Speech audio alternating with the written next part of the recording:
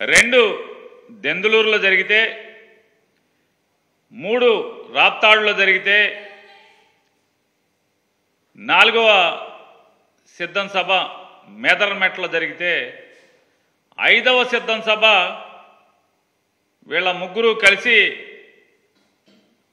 చిలకలూరుపేటలో పెట్టినటువంటి సభగా మేము భావిస్తున్నాం. ఎందుకు దాన్ని సిద్ధం 5 సభగా మేము భావిస్తున్నామంటే,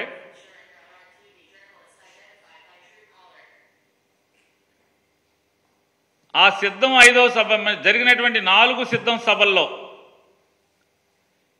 జగన్మోహన్ రెడ్డి గారు పాల్గొన్నటువంటి 4 సిద్ధం సభల్లో ఈ రాష్ట్ర ప్రజలు, అలాగే వైఎస్ఆర్ కాంగ్రెస్ పార్టీ జెండా మోసేటువంటి ప్రతి కార్యకర్త మళ్ళీ జగన్మోహన్ రెడ్డి గారి పరిపాలనే ఎందుకు కావాలి, ప్రజలు ఎందుకు ఓటేయాలి అనేది తేటతెల్లం చేస్తే, ఈ 5వ సిద్ధం సభ అయినటువంటి చిలకలూరుపేట సభలో మోడీ గారు కానీ, చంద్రబాబు నాయుడు గారు కానీ, లేదా పవన్ కళ్యాణ్ గారు కానీ అసలు ఈ రాష్ట్రానికి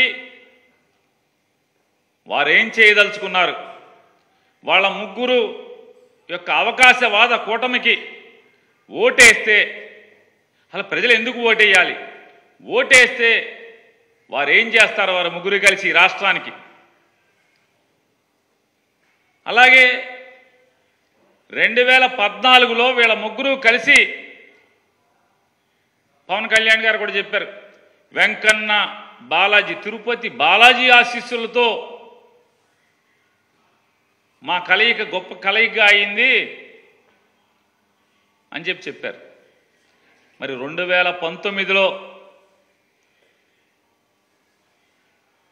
ఈ పాచిపోయిన లడ్లు ఇవాళ చిలకలూరుపేట సభకి ఎలా తాజా లడ్లుగా మారినాయో పవన్ కళ్యాణ్ గారు చెప్పాడా ఈ రాష్ట్ర ప్రజలకి?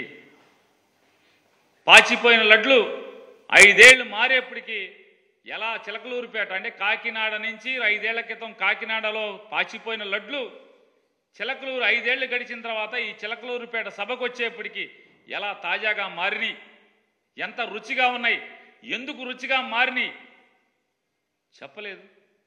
అలాగే భారతదేశానికి ఒక దుర్మార్గమైనటువంటి పరిపాలకుడు, ఒక నియంత, భారతదేశానికి ఒక టెర్రరిస్ట్ లాంటి నరేంద్ర మోడీ అన్నటువంటి నరేంద్ర మోడీ ఇవాళ చంద్రబాబు నాయుడు గారికి 5 ఏళ్ళు తిరిగేప్పటికీ ఎలా భారతదేశాన్ని ఉద్ధరించే నాయకుడిగా మోడీ మారాడో, ఆంధ్ర రాష్ట్ర ప్రజలు మోడీ గారి నాయకత్వానికి ఎందుకు ఓటేయాలో, వారు ముగ్గురు కలిసినటువంటి అవకాశవాద కూటమికి ఎందుకు ఓటేయాలో, వారికి ఓటేస్తే ఈ రాష్ట్రానికి వచ్చేటువంటి మేళ్ళేంటి చంద్రబాబు చెప్పలేదు.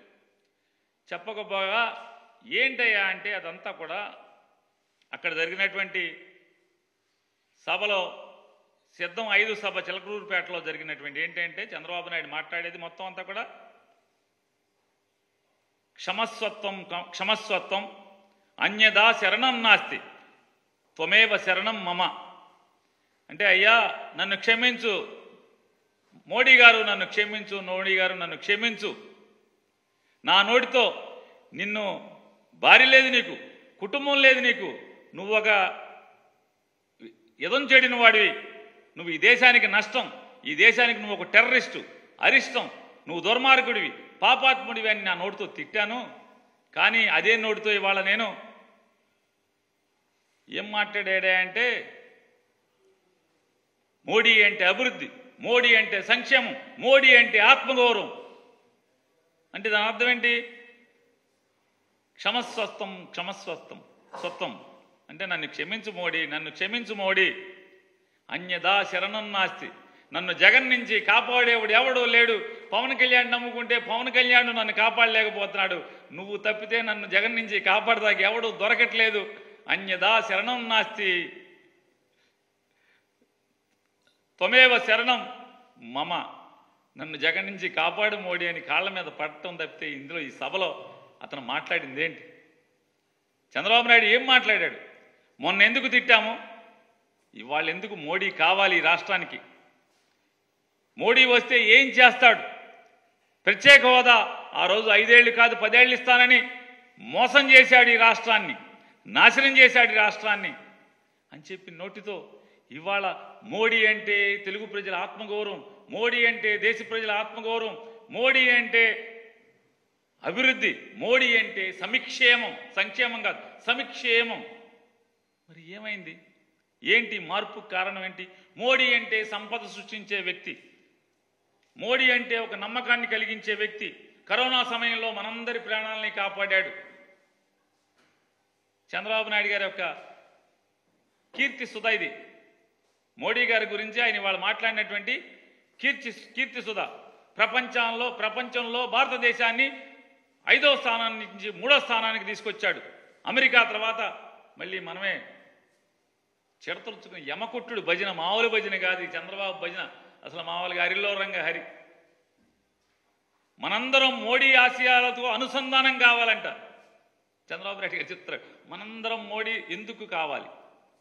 ఈ 5 ఏళ్ళలో గడిచిన 2019 నుంచి ఈ రోజు దాకా మీరే తిట్టారు కదా, మీ బామ్మర్తో తిట్టించారు కదా, మోడీ లుచ్చాహే బచ్చాహే అని.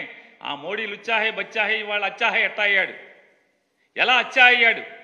ఎందుకు అయ్యాడు అంటే మీరు కూడబలుక్కుని దొంగల ఊళ్ళు పంచుకున్నట్టుగా మీరు ఏకమైపోతే సరిపోద్దా? ఈ రాష్ట్ర ప్రజలకి మీరు ముగ్గురు ఎందుకు కలిశారు? ఏంటి మాకేంటి ఈ రాష్ట్రానికి ఏంటని చెప్పని ఒక్కటి చెప్పలేదు అక్కడ మీ ముగ్గురులో.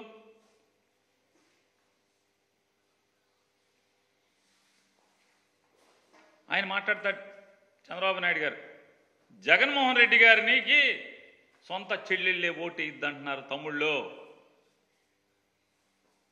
చంద్రబాబు నాయుడు గారు, మీకు కాళ్ళు కడిగి కన్యాదానం చేసి కాళ్ళు కడిగి నీళ్లు తల మీద జల్లుకున్నటువంటి మీ మామగారు నీకు ఓటేయిద్దని చెప్పాడు. నువ్వు సర్వనాశనం అవ్వాలని చెప్పాడు. నువ్వు ఒక దగాకోరని చెప్పాడు. మీ తోడబుట్టినటువంటి తమ్ముడు రామ్మూర్తి నాయుడు గారు మా అన్నకి ఓటేయబాకండి, నారా చంద్రబాబు నాయుడు గారికి ఓటేయబాకండి అని ఊరూరు తిరిగాడు. మీ బావమర్రి హరికృష్ణ గారు మా బావ పెద్ద దొంగ, మా బావకి ఓటేయబాకండి అని ఊరూరు సందు గొంతు తిరిగాడు. మీ తోడల్లుడు దగ్గుపాటి వెంకటేశ్వరరావు గారు ఇతను ఒక వెన్నుపాటుదారుడు, కుట్రదారుడు, దొంగ, వేయబాకండి ఓటు అని మీ తోడళ్ళు తిరిగాడు. మీ వదిన గారు ఈరోజు డయాస్ మీద ఉన్నటువంటి ఆవిడ మా బావకు దొంగ, మా బావకు మోసగాడు, మా మరిది ఒక మోసగాడు, ఓటేయబాకండి నారా చంద్రబాబుకినని సాక్షాత్తు మీ శ్రీమతి గారు అక్కగారు తిరిగారు. మీ మేనగోడల భర్త గారు నార్నే శ్రీనివాసరావు గారు చంద్రబాబుకి ఓటేయబాకండి అని చెప్పని ఊరు ఓడా తిరిగాడు. మరి మీ చుట్టాలంతా ఆగా తిరిగేశారు కదా. ఇవాళ ఈయన మాట్లాడతాడు.